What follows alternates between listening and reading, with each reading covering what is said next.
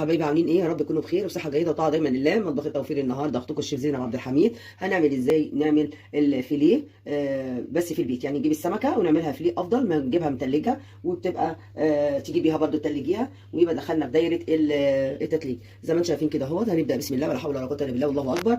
الا بذكر الله تطمئن القلوب. نعطر دايما فمنا بذكر الله ونصلي على الرسول صلى الله عليه وسلم. نشوف السمكه الصاحيه اللي انا جايباها لسه طازه زي ما انتم شايفين كده اهي، بتتنفس من خياشمها، لسه طازه اهي يا بناتي. ودي سمكه بلطي حدود كيلو، من كيلو، كيلو وربع، كيلو ونص، عشان تقدري تعمليه فيليه اهوت زي ما انتم شايفين كده. ابتدي انا بقى من اول هنا اهوت، مش من ناحيه البطن يا بناتي، لا من ناحيه السلسله بتاعه الظهر. سيب الزعانف زي ما هي. ابتدي اعمل كده اهوت، افتحها اهي. طبعا ايه الكاميرا واضحه. انا حبيت ان انا كنت هعمل لكم السمكه البلطي، فقلت ايه تشوفوا النوعين بيخيروا ازاي، وبتبقى الواحده في حدود كيلو، كيلو وربع زي ما انتم شايفين كده اهي. فهنا بعد ما فتحت كده اهوت لغايه الديل، لغايه الديل هنا اهوت زي ما انتم شايفين كده. ابتدي بقى امسك السكينه من تحت البساط، الخلي بتاعه طازه بتبقى، وانت ايه بتعمليه في البيت افضل ما يعمله لك هو. على الاقل بتستفادي من الشوك والحاجات دي بتعمليها في الشربات بتاعتك، بتبقى شوربه مغذيه، وكمان بيبقى العظم دايما كله فايده يعني زي ما انتم شايفين كده اهي. الشوك اهو.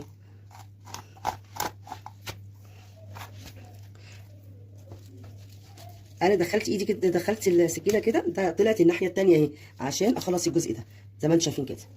في منتهى البساطه، الموضوع سهل قوي، بس انا ماشيه بالترتيب يعني. ممكن ابقى اسرع من كده، بس انا حبيت يا حبايبي ايه امشي بالراحه عشان خاطر تبقوا اللي لسه مبتدئ لسه بيعملوا يعرف يعمل اهو زي ما انتم شايفين كده. بخلص اهو. وطبعا اللي انا نضفته زي ما انتم شايفين كده اهي. هنقطع بقى لان الجنب ده بتاع البطن اهو، هنقطع كده اهوت يا حبايبي اهو عادي بمنتهى السهوله. بص ده ما فيهوش لحم زي ما انتم شايفين كده اهو. هنا لسه ما خلصناهوش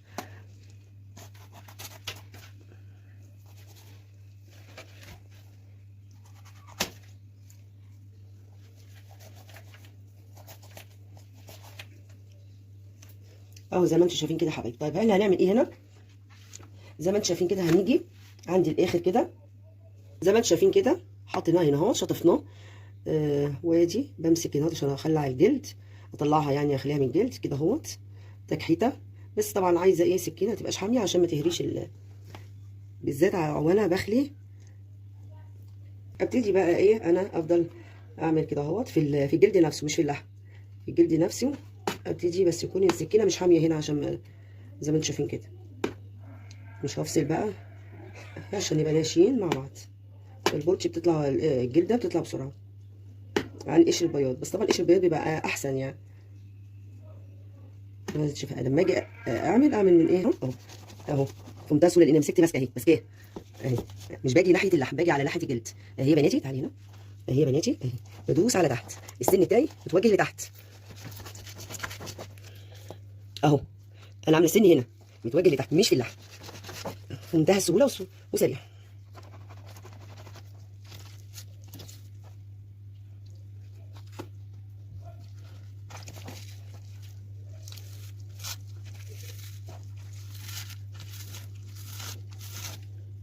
اهو. برضو السن تحت وابتدي احك كده اهو. مش محتاجه سكينه حاميه بالذات وانا بشيل الجلد، لكن في الايه لسه لازق منه خالص زي ما انتم شايفين، ولا في حته جلد لحمه اهي زي ما انتم شايفين، والقشر زي ما هو اهو زي ما انتم شايفين كده يا حبايبي. زي ما انتم شايفين كده اهي. هنحطها في المصفى صفي ميتها لان انا شطفتها ادي يا بناتي زي ما انتم شايفين كده. ابتدي بقى انا افتح كده فتحه عادي جدا اهي من فوق الخياشيم دي، الزعانف دي. الكيلو فيليه ب 100 جنيه، ده بيعمل لك شوف هي كيلو وربع ممكن تعمل لك قد ايه. هنوزنها دلوقتي مع بعض لان طبعا تختلف من واحده للتانيه اهي.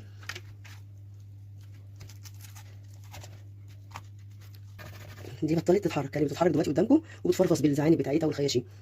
مسكتها من في الحوض لقيتها نطت في الارض، يبقى صاحيه. طبعا الحاجه الطازه مفيش احسن منها اهي. انا بدأ بقطع كده. في ناس بيقولوا ان الجزء التاني بيبقى صعب، هو ولا صعب ولا حاجه اهو. تاخد واحده مع بعضينا اهو. خلاص هبتدي بقى ايه امسك لغايه هنا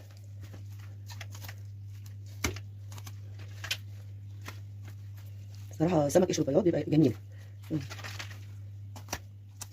الشوك بتاعه ده غارز في اللحم اهو، فانا بسلكه كده زي ما انتم شايفين اهو زي الفل. ابتدي اشطفها واحطها في الناحيه الثانيه، اخلي الجلد بتاعها اهو زي ما انتم شايفين كده اهو. هنشيل بقى نقص الزعانف دي، بنقص الديل اهو، لان طبعا انا هعوزه في الشوربه مش هرميه.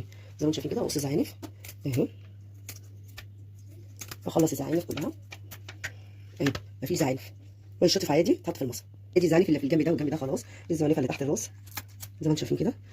هنا هو بقى اهو، اشيل ده المصارين دي البطن، اشيل المصارين برجع لكم تاني. اللي بقى السلسله زي ما انتم شايفين كده، في شويه لحم برده في السلسله ودعكناها بالفرشه ان اهوت كده، عشان العظم ده بيبقى فيه جيلاتين. يعني هي صح لغايه دلوقتي من ساعه ما بتعمل السوق وهي صح زي ما انتم شايفين كده اهي، بتتنفس والزعانف بتاعتها زي ما عملنا في القشر البياض بقى، فتحناها من هنا قطعناها كده اهو، فتحناها من هنا. ابتدي بقى ايه اخلي بالسن ده برده، زي ما انا قلت لكم دايما تكحتنا بيبقى على الشوك يا بناتي. زي ما انتم شايفين كده طبعا قشر البياض طبعا احلى، الفيليه بتاعه بيبقى احلى يعني، مش عشان اغلى يعني، هو بيبقى احلى. زي ما اعمل من العظم بتاعه الشوك بتاعه هعمله ايه احلى شغل زي ما انتم شايفين كده.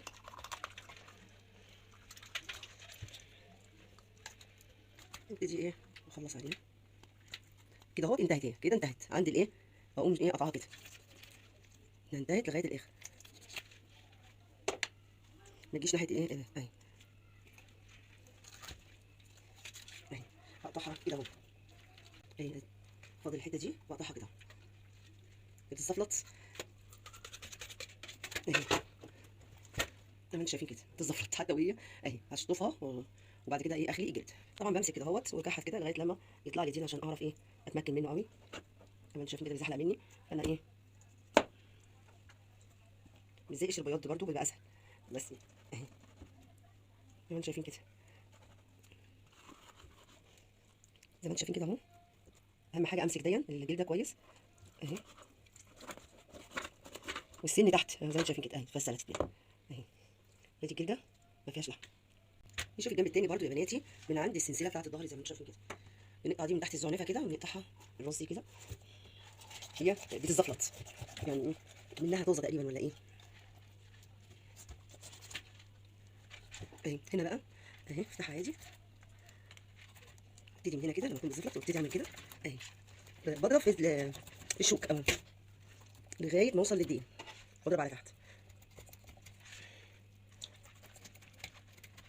اهو. ابتدي انزل هنا اعمل برده كده اهو، والنبي فيها ايه دي عماله تهتز لغايه دلوقتي بخاشمها كانها عايشه. بصوا شايفين بتتحرك ازاي، مش عارفه في ايه، مش عايزه تخلص.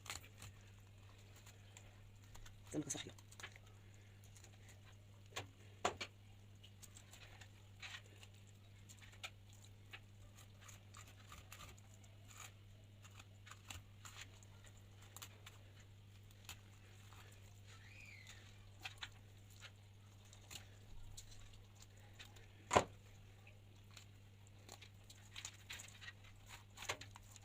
اهو يا بناتي اهو،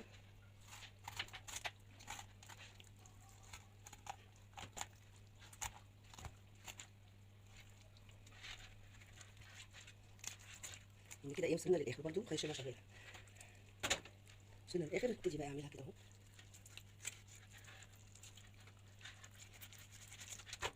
اهي يا بناتي زي ما انتم شايفين كده. ابتدي بقى انا اشيل اقص الزعانف اهي، ودي السن تحت اهو ماشي شغال زي ما انتم شايفين كده اهو، ما بياخدش من اللحم طول ما انا ايه السن مصدراه تحت.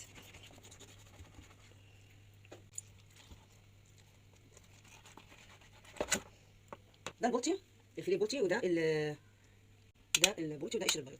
ده 700 جرام، انا جايباه كيلو وربع، وده جايباه كيلو الا شويه يعني كيلو، ده 500 جرام. فانا دايما هقطعه كده اهو زي ما انتم شايفين كده، هقطعه شوربه السي فود يبقى ايه يبقى جاهز عندي على طول. احطهم جنب بعض واحطهم في الفريزر.